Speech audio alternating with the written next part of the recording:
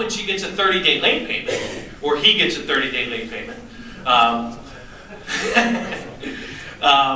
You find out about it maybe when it goes into collections, or maybe when you pull a report and then the person says, well, the judge said she had to pay the credit card bill.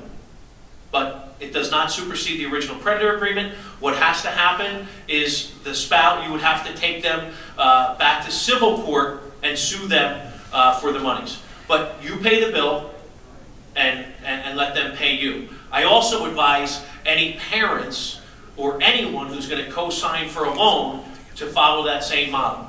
You co-sign for a loan, you pay it, and have that person pay you.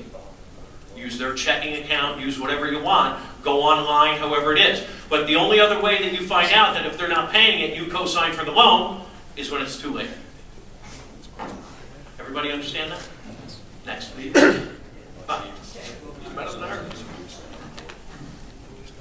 All right. We already spoke about the first one. New debt temporarily decreases a score for sure. Balances that should not be consolidated and distributed onto one card. We all know that it's cumulative, right? If you have 5 credit cards, it is a cumulative effect over the 5 different credit cards.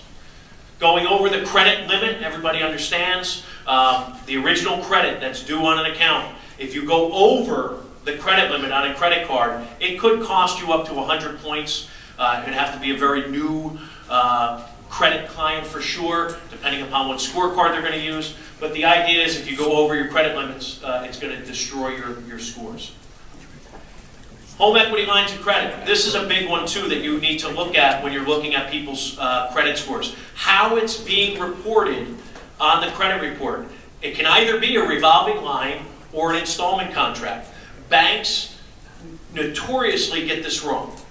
So you have to speak to the client, you have to figure out what type of HELOC it is and what's going on. Most of the time the bank is just going to report it as a